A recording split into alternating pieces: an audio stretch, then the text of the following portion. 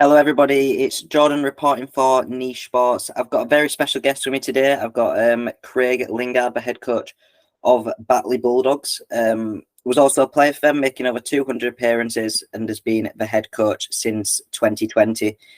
We'll get into it, Ben. We'll go back to the very start, your playing days. What are your best and worst memories as a player? I guess the worst memories is injuries. I struggled with a few injuries throughout my career. I never really pulled any muscles or tweaked an hamstring or anything like that. They were always serious injuries. So I had four shoulder reconstructions, a full knee reconstruction. So I guess they're the worst memories, because you're out of the team, then you're not playing. It's difficult to feel part of the team when you're out for so long. I think my last shoulder reconstruction, I think when I was about 26 years old, and I'd dislocated my shoulder against Doncaster. I'd had the recon and came back 3 months later and dislocated it again, and then I had another reconstruction. It was coming to the point where I thought, well, if it happens again, then that's going to be my career done. I can't have any more time off work and keep getting these injuries. But luckily managed to manufacture some sort of brace that kept my shoulder in place. It was Joe Berry, actually one of the guys who I used to play with down at Batley, who manufactured it for me, and it kept my shoulder in place, and it stopped my shoulder coming above level, because when I would tackle my shoulder above level, it'd drop out of the front, and it just stopped my shoulder going into a position I were uncomfortable with. So injuries are always disappointing. And I suppose the proudest moment for me was breaking the try scoring record at the club, which had stood, it only stood for a couple of seasons because Glenn Tomlinson broke it, but it stood for 92 years, I think, before Glenn broke it. So it was Wharton Piers Davis who held the record for just short of a century. So to break that record for such a famous club in rugby league, and be associated with that club and that record, it was a really good personal achievement for me with that. Yeah, sounds good. Them injuries pretty much about as bad as it can get as well, isn't it? So yeah, they are. It's difficult. I say at one point I was waiting for a shoulder operation at the end of the season, but then we played Newcastle away, or Gateshead as they were called then, and I tried to change directions, and my body moved. My knee stayed where it was and did my cruciate ligament, and I had my ACL reconstruction on 1 week, and then the following Monday went in and had my shoulder reconstruction on the other week. So I had crutches and my arm in a sling. So it had a difficult period for a few months with that one, with my knee in a brace and my shoulder in a sling as well. So it was a difficult time, but no, never great. But you appreciate the times when you're out on the field, when you do get back. You can sometimes take it for granted, and until you get an injury and you're missing what you like doing, it's very, very difficult. So sometimes it's a blessing in disguise as an injury, because it makes you appreciate the playing more. Yeah. In terms of from a professional standpoint, then, who was the most inspirational person during your playing career? I guess for me personally, I guess it was Paul Story, who was my second coach at Batley. David Ward signed me at Batley initially, and then Paul Story stepped up to head coach when David Ward he resigned his position, and Paul Story stepped up, and I think it taught me a lot. Did Stozer about how to treat players and how to deal with players as well, because the way that he dealt with me, the way that he treated me and gave me the confidence to play, he just knew how to get into me. I didn't know how to get the best out of me.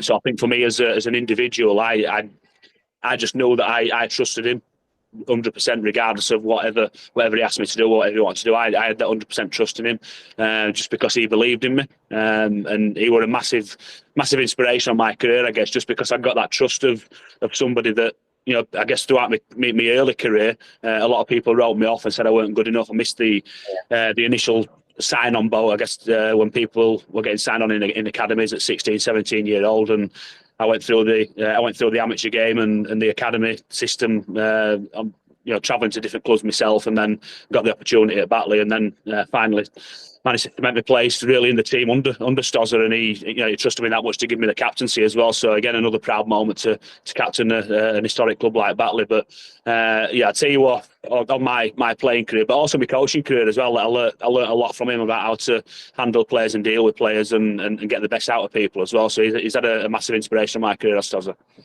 Yeah. Was it back then that inspired you to become a head coach?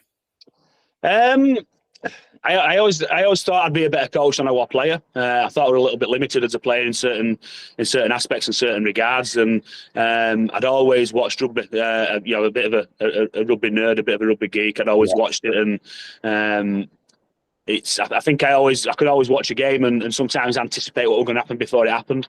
And I think sometimes playing, you can have an impact. You can have an impact on a game individually, but I think as a coach, sometimes you can have a bit more of an impact on how you want your team to play and how you want your team to set up, and having that preparation to put a team out on the field and play the way that you want them to play, or how you'll see them playing against a particular opposition. So you might have different game plans week by week depending on who you're playing, and I think I'd always had the ambition that someday I wanted to be a coach or be involved in coaching, and I guess the transition for me from being a player, being a captain, the transition to then moving into a coaching role were quite easy to do. Yeah. Turns back to when you played then, who were the toughest and best players you came up against? Because obviously you played for quite a while against quite a lot of players. So there's a lot to choose from. Yeah, there is. Yeah, we played in. I can remember we played in the Challenge Cup away against London Broncos, and Sid Domick were playing for London Broncos at the time. And I can just remember I took a carry from a scrum, just a simple one-up carry from a scrum, and it come out of the scrum and just absolutely ruined me. It went through my ribs, and it's probably the hardest I've ever been tackled in my entire life. And it was just a simple tackle, but just because it played at the highest level, it played in the NRL, it played, at the top level over in Australia, and it just absolutely ruined me. And luckily I was smart enough not to run at him again. But people like that, or people who are you just get the opportunity to play against sometimes. Because I never played Super League, but we played in some cup games against Super League opposition, Wakefield, London, St Helens a couple of times as well. So and Castleford. So you play against some very good players as well. In terms of toughness, it's difficult to speak about toughness in players that you play against, because you only play against them once or twice a season. It's more the toughness of the players that you notice that you're playing with, and something like maybe a Chris McWilliam who were prop forward at Batley, who were just real tough, aggressive person, and lovely bloke off the field, but on the field he was just hard as nails, really tough. Tony Walton as well, real old school back rower who played for Batley again, just real tough and aggressive and committed, and it sometimes comes up now, does Wally up to the club on the ex-players dues, and you don't want to get stood next to him once he's had a drink, because he talks through the game and he whacks you like he's still playing, and he can still whack as well. So so when you're around Wally after a game and he's had a drink, you just want to step away from him, because he's going to whack you if you're still too close to him. Yeah. You mentioned about playing in Super League. Obviously, you played most of your time at Batley, if not your full career, sorry. And you at that club obviously means a lot to you. What is it about Batley that means so much to you? It's just the whole feel of the club, and there's you speak to players who have played there. It's not just me, but people who have played there, and people who have left, they always want to come back just to watch as well. And it's just got that family atmosphere that people like. They feel welcome there. There's very, very few players that end up at Batley and leave Batley with a bad taste in the mouth. And I think you can probably count the number of players on one hand. And it's probably gone sour for them more on what they've done than what the club's done. But it's just a real good tight knit club, and I think everybody's contribution at the club's valued. Whether it's the people who are selling the Golden Gamble tickets, the people who are the car parking attendants, the ones that are doing the stewarding, the players, the fans, the coaches, the director, whatever it is, everybody mucks in. Everybody just grasps for each other. And Batley have not got a lot in terms of finance, but what they have got is they've got that family feeling that they just make you feel welcome there. And as I said, there's not many players that go to Batley and leave with a sour taste in the mouth, and they always want to come back. Yeah, and that's exactly what you did coming back as head coach. What is your best memory so far as a head coach? I think the grand final, even though we got beat against Leigh, quite convincingly, really. In the end, it was just a culmination of a real good season, and with the budget that we've got, or the budget that we've not got compared to other teams in the division, just to get to the final, probably the best we could have achieved, because that Leigh side that got promoted was the best championship team that's ever been, in my opinion. And it would have been nigh on impossible, I think, for us to beat them over that 80 minutes. But for us to get to that grand final and knock Pedersen out in the semi-final as well, but just to do what we did consistently throughout that whole season, we're just, I think, for the players and the coaching staff, were just a phenomenal achievement for us to be so consistent for so long as well. And just to witness and experience that big event of a grand final and get there, and rather than sitting at home watching it on the TV, and it certainly helped us, and it's what our players want to do now. They can see themselves being involved in them finals, and we're one step away now from the 1895 Cup final as well, which would be another massive achievement for me individually as a coach, but also the playing staff as well, to be the first group of people to take back to Wembley, which it's within our grasp as well. Now we're 80 minutes away from doing that. You've mentioned the finances then quite a lot. Surely that makes everything that bit more impressive and special, all the achievements that you've got so far. Yeah, I think so. But I think what it also does as well, it keeps you honest. And one thing that I pride myself on doing is actually meeting or speaking to all the players that we're potentially going to sign. And you might have to meet or speak to 7 or 8 people for every individual that you sign. But I think you've got to do that.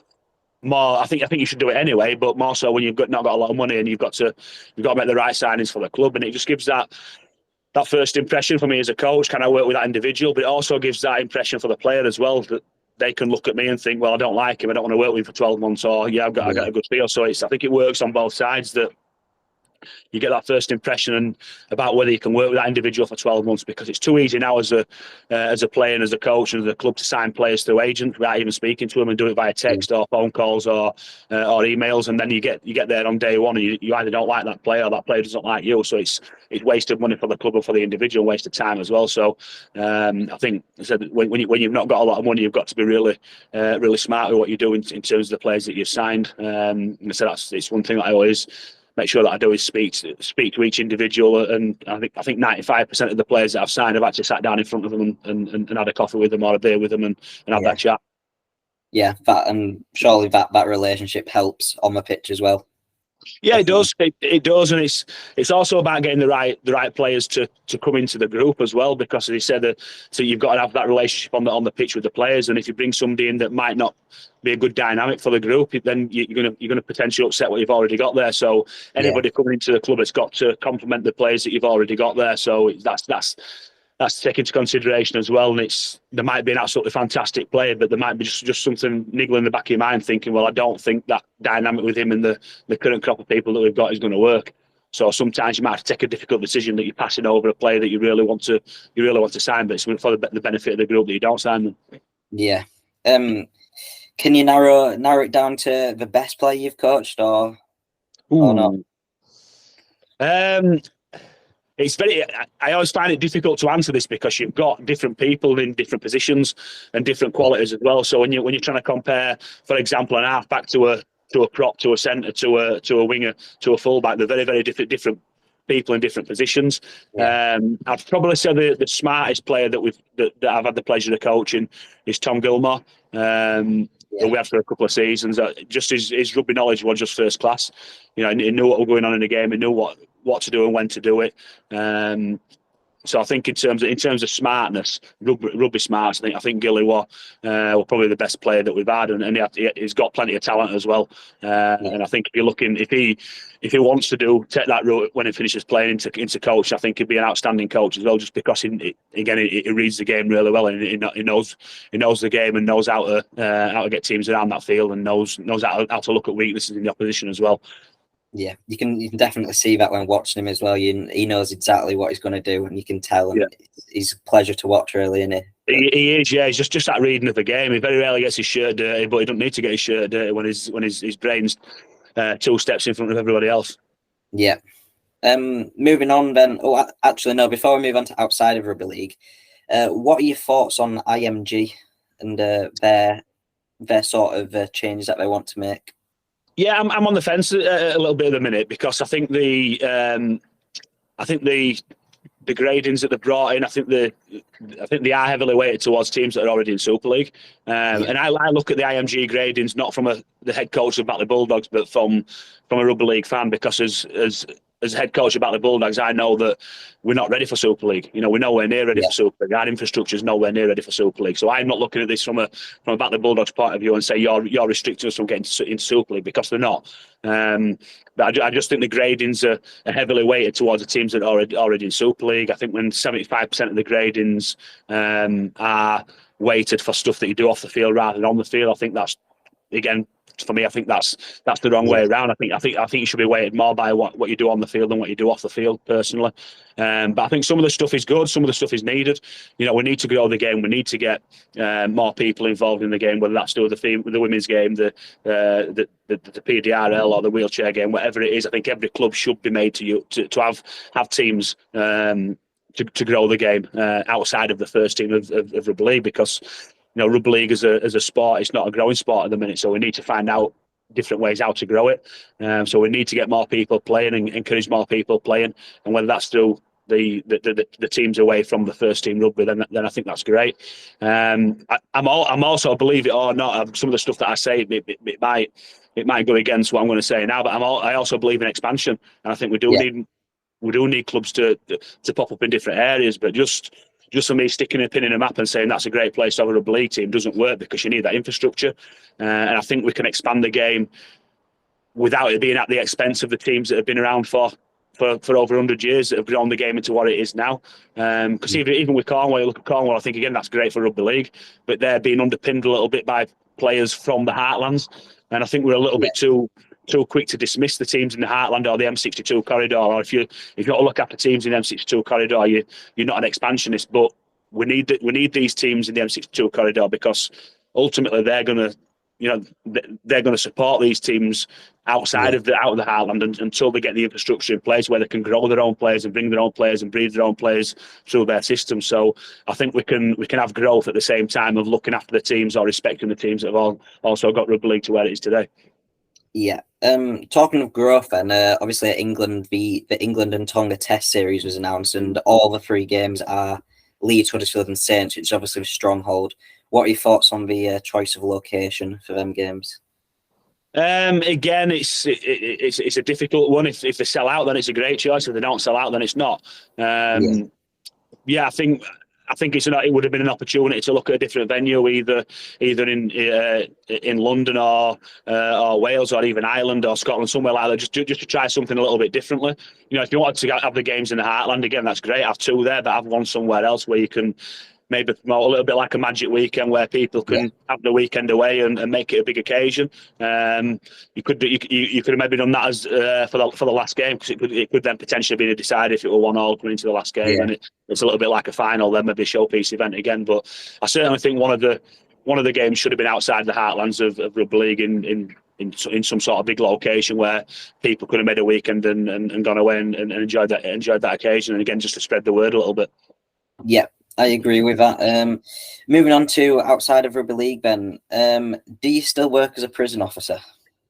No, I don't. I left the prison service in what would have been now 2017, I think it was. I'd just done 18 and a half years, and it just came at the time when I'd been appointed head coach of Keighley. So I wanted to concentrate on my coaching a little bit, so I stepped away, took a 5-year career break, stepped away from the prison service, and I've not been back since. I've got the opportunity to go back in a slightly different role as a new colleague mentor, so looking after the new staff coming into the prison, which is non-operational, so it could potentially work around my rugby and training schedules. So it's not shift work how it used to be in as an operational member of staff working in the prison service. That was difficult, because I said I'd done 18 and a half years in the prison service, and you work every other weekend, so it was getting people to cover my shifts when I played, and then I'm working my rest days midweek, so it was very, very difficult as a player and a member of coaching staff to get every weekend off. But somehow I managed to do it, because I had some decent colleagues who'd work my Sunday for me, and I'd work their midweek rest day. Yeah, the best type of colleagues then. It is, yeah, definitely. Yeah. Apart from RL, obviously, you're very interested in RL, working it. But do you have any other sporting interests? Yeah, I love football. I watch Leeds United.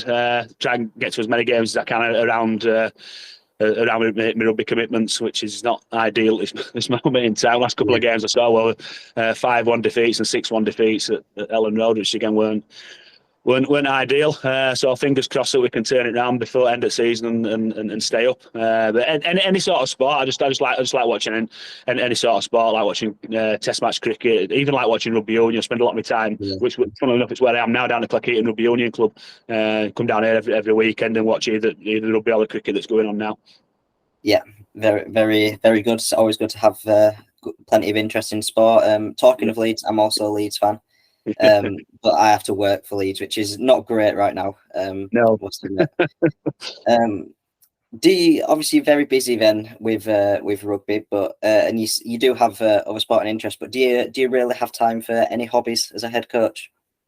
I try and play as much golf as I can. Again, whether that's I work with Rugby League Cards as well. We're doing work around mental health and doing stuff that makes you happy and relax. And I think golf falls into the category of relaxing you and winding down, but also stressing you out as well, because you can hit one shot and it's great, and you hit the next shot and it's out of bounds or in the sand or in the water somewhere. So I like golf, like playing as much golf as I can as time allows. I do a lot of reading as well, and once kids have gone to bed, me and my missus will try and watch a series as well on Netflix or film, just to wind down at the end of the day as well. So it's a chaotic lifestyle with work and rugby and 4 kids at home as well. So it's just finding that time to yourself is difficult at times. Yeah. Well, that is all the questions then. So thank you for coming on. Thank you for giving us your time this evening. And I hope everyone who's watched it enjoyed. And we'll see you back for another video soon. Thanks. My pleasure. Cheers, John.